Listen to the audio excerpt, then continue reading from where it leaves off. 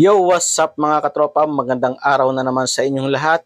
At eto, nagbabalik na naman ang inyong katropa, Automoto PH. For today's content, eto, papunta tayo ng Ibahay LTO, no?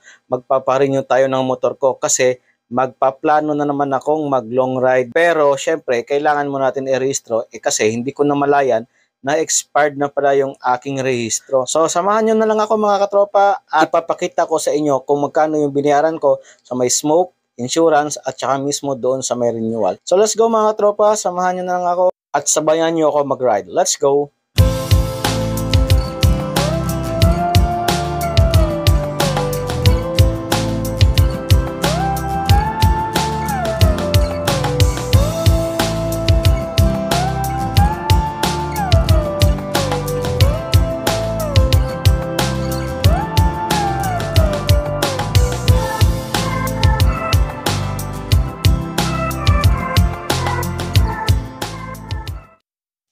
At eto na nga mga katropa, kakaliwa na tayo at nandito na kasi tayo sa may Ibahay, no. Ayan nga pala yung bagong tayo na LTO District Office dito sa may Ibahay, Aklan.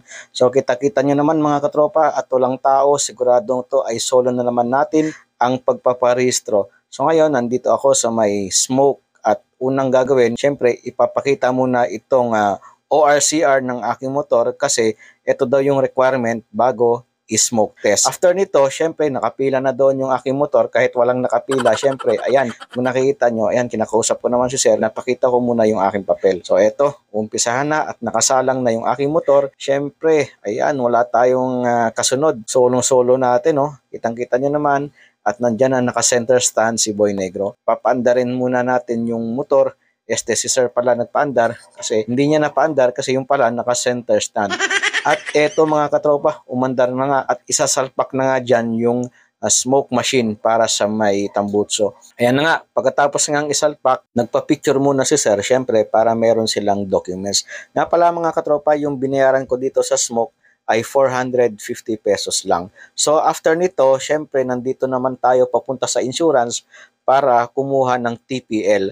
At nga pala yung binayaran ko dito ay 850 pesos. Yung TPL, yan yung tinatawag na third party liability para kung may naaksidente ka at nabangga mo yung tao, sila yung magbabayad.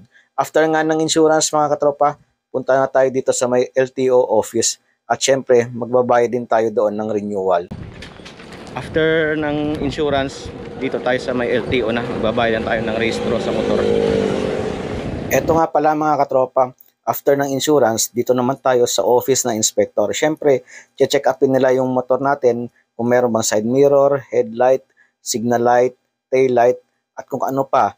Pero kung kulang yung motor mo at walang mga ilaw or pundi, hindi nila yan i-rehistro. Kaya kung magre-rehistro kayo mga katropa, siguraduhin yung kumpleto yung inyong motor o sasakyan.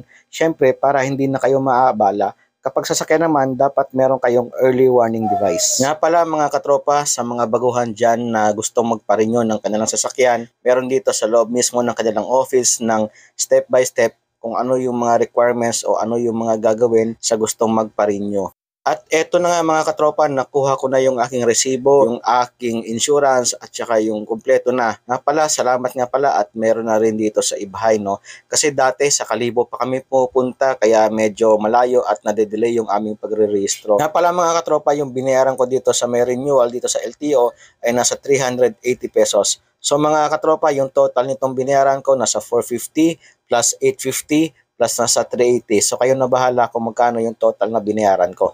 Siyempre, malaking bagay talaga yan sa mga lalo na kapos sa pera, kapos sa budget kasi hindi na nila kailangan maglagay ng maraming gasolina para bumiyahe pa ng Kalibo, Aklan. Pala mga tropa, malapit na ding mag-open yung LTO Pandan, no? Para hindi na pumunta dito yung mga taga Pandan. Ito nga pala mga katropa yung office nila. Tingnan nyo, malapit yan dito sa may highway. Oh. Hindi ko lang alam kung ano yung street na to pero malapit yan sa HL gasoline station. Maraming salamat nga pala mga katropa at nasubaybayan ninyo yung aking pagrehistro. Eto na nga, pumunta na ako sa aking motor, naka-ready na yan. Pauwi na ako niyan. Eto nga pala, kinausap ako ni Kuya na sabi niya sa akin, O di ba, mabilis na, malapit pa. Kasi sinabi niya sa akin kung taga saan daw ako. Sabi ko sa kanya, taga Pandan ako. Ay oo nga, dati kasi nasa Kalibo pa kami, bumabiyahe pa kami ng Kalibo. At eto sabi niya nga sa akin, o di ba, convenient na raw dito kasi malapit na at hindi ganun karami yung pila. Maraming salamat sa inyong panonood. Syempre, sa gustong manood ng aking video na hindi pa nakapag-subscribe dyan, please subscribe and on notification bell para updated kayo palagi sa mga ina-upload ko na video. Maraming salamat, Ibahay LTO District Office, sa inyong magandang serbisyo sa aking pag-renew dito. At eto na nga mga katropa, first time ko magpa-renew doon sa LTO Ibahay, no? At maganda yung mga facilities din nila doon, kompleto din sila. Syempre, mababait din yung mga staff doon. Syempre, pag uwi natin, kailangan natin mag-ingat. Siyempre, dapat kailangan nasa kanan tayo palagi para hindi na tayo maistorbo ng mga mabibilis na sasakyan, lalo na at pag nabusinahan tayo, siyempre, hindi na natin kailangan makaabala sa kanila, lalo na at merong mga emergency, mga ambulance, mga ganon, lalo na yung mga van na mabibilis, no? Kasi kapag nabusinahan tayo, minsan natataranta din tayo. Once again, this is Automoto PH, ang inyong katropa, na muli nagpapaalala sa inyo na mag-ingat palagi tayo sa pagmamaneho, lalo na at nakamotor tayo. Siyempre, magsuot din tayo ng helmet. Sa muli mga katropa, ingat, God bless, ride safe sa inyong lahat. Ciao!